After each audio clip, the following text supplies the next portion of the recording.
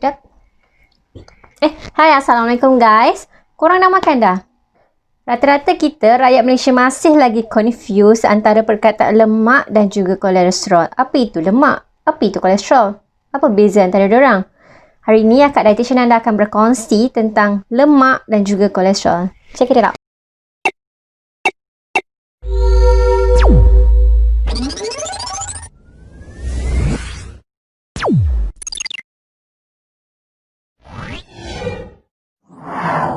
Lemak dan kolesterol ni sebenarnya istilah yang biasa kita gunakan dalam makanan dan juga dalam perubatan. Sebenarnya lemak dan kolesterol ni datang daripada sebuah keluarga yang sama, keluarga yang bahagialah kita panggil, ya.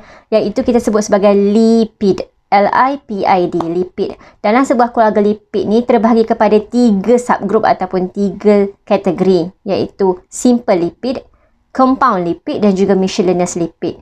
Lemak termasuk dalam kategori simple lipid ataupun kita biasa sebut sebagai fatty acids. Okey, manakala compound lipids ni lebih complicated, dia ada phospholipid, dia ada glycolipids dan juga dia ada lipoproteins. Dan yang ketiga, steroid. Okey, dalam kategori miscellaneous lipid ni jatuh kategori steroids. Dalam steroids ni lah yang adanya kolesterol, adanya vitamin A, D, E, K dan juga ada juga BAL. So, saya tak akan sentuh pasal glycolipids, lipoprotein dan juga phospholipid. Yang saya hanya akan sentuh adalah dari sudut lemak dan juga kolesterol.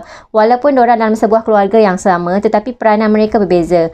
Yang pertama, lemak sebenarnya menghasilkan tenaga yang biasa kita sebut sebagai kalori. Kalau unit untuk berat badan kita sebut sebagai kilogram, kalau unit untuk jarak kita akan sebut sebagai kilometer, dan kalau unit untuk makanan, tenaga dalam makanan kita akan sebut sebagai kalori. 1 gram lemak bersamaan dengan 9 kalori.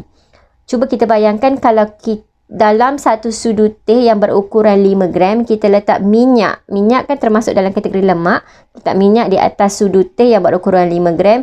Kalori satu sudu teh minyak bersamaan 45 kalori. Iaitu 5 gram darab dengan 9 kalori, dapatlah 45 kalori. 45 kalori ni lebih kurang macam 3/4 saiz buah oren macam ni. Pengambilan lemak secara berlebihan boleh meningkatkan berat badan. Sebab itu ada yang pesakit yang mana berat badan mereka meningkat bukan disebabkan pengambilan gula yang terlalu banyak ataupun pengambilan protein yang terlalu banyak. Ada juga beberapa pesakit yang mempunyai berat badan yang berlebihan kerana jumlah lemaknya kita boleh nampak secara berlebihan. Okey. Manakala kolesterol pula langsung tidak menghasilkan tenaga. Tak ada 9 kalori, 10 kalori, tak ada benda tu sebab dia hanyalah sebuah komponen kolesterol yang jatuh dalam kategori miscellaneous tadi iaitu steroid. So dia tidak ada tenaga. Kalau orang yang mengambil kolesterol, makanan yang mengandungi kolesterol secara berlebihan, ini tidak akan menaikkan berat badan beliau. Sebab itu orang kata orang kurus ni pun sebenarnya boleh je kolesterol dia tinggi kan. Sebab kolesterol tidak mempengaruhi saiz badan kerana dia tidak ada tenaga. Yang kedua, dah nama lemak dan juga kolesterol berbeza, sudah pasti peranannya juga berbeza. Okay? Fungsi lemak ni lebih kepada menghasilkan tenaga. Tenaga yang biasa kita sebut sebagai kalori tadi. Okay? Sama seperti protein, sama seperti karbohidrat. 1 gram karbohidrat ataupun 1 gram protein bersamaan 4 kalori, tetapi lemak mempunyai tenaga yang sedikit lebih, iaitu 1 gram lemak bersamaan dengan 9 kalori. Okey. Yang kedua, peranan lemak ini adalah untuk membantu meningkatkan penyerapan vitamin yang utama, iaitu vitamin A, vitamin D, vitamin E, vitamin K.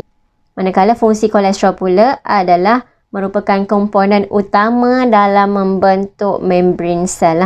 Membran sel ni sebenarnya sama macam bingkai tingkap, bingkai pintu. Kalau kita bina sebuah rumah, kita perlu ada bingkai kan sebelum kita masuk. Itu bukan bingkai gambar. So, bingkai tingkap dan bingkai pintu. So, samalah juga peranan sel, peranan kolesterol dia membentuk membran sel. Okay?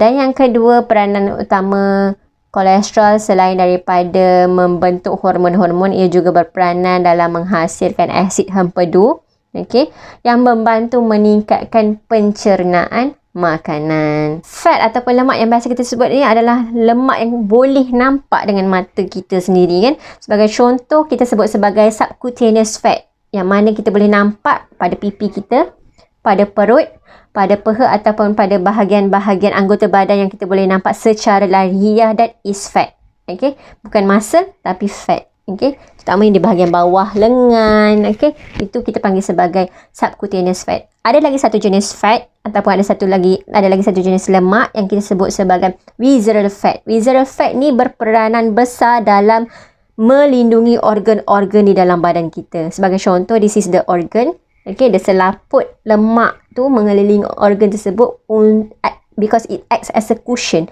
Sekiranya kita jatuh, so this fat helps to protect the organ from damage. Okay, that is visceral fat. Kolesterol pula bukan benda yang kita boleh nampak because it is inside our saluran darah. Okay, so that is why kalau apa-apa yang berkaitan dengan pesakit yang mempunyai kolesterol yang tinggi, kita mesti berkait rapat dengan jantung. Okay, bukan berkait rapat dengan kaki, bukan berkait rapat dengan otak, tetapi berkait rapat dengan jantung sebab ia menyelaputi saluran darah di bahagian jantung yang utama. Okay.